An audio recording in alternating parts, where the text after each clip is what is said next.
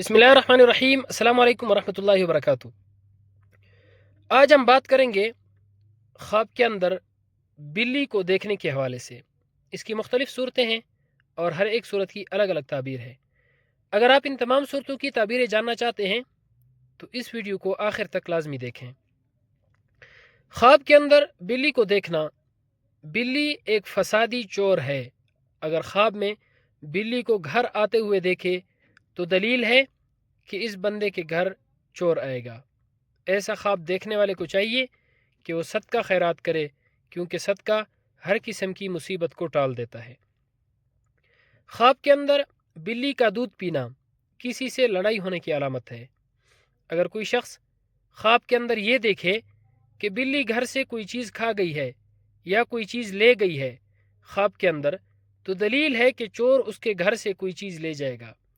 अगर ख्वाब के अंदर देखता है कि उसने बिल्ली का गोश्त खाया है तो इसकी ताबीर ये है कि ख्वाब देखने वाले शख्स को इसी कदर चोर का माल हासिल होगा।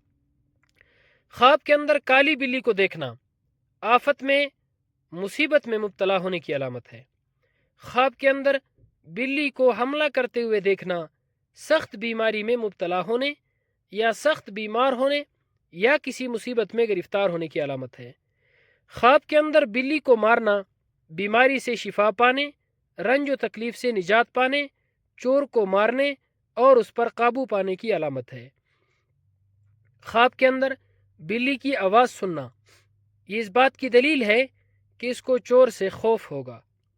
ख्वाब के अंदर बिल्ली चोरी होते हुए देखना फसाद होने का सबब है और परेशानी की अलामत है। ख्वाब के अंदर अगर औरत देखे कि उसकी शर्मगाह से बिल्ली निकलती है तो उसके यहाँ चोर और डाकू बेटा पैदा होगा। ऐसा ख्वाब देखने वाली औरत को चाहिए कि वो सदका करे, क्योंकि सदका हर आने वाली मुसीबत को टाल देता है।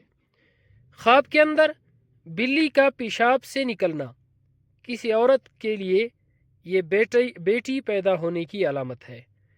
अल्लाह रब्बुल इज़्ज़त हमारे ख्वाबों को हमारे लिए बायस खैर व बरकत बनाए। अस्सलामु अलैकुम व रहमतुल्लाहि व बरकातुहू।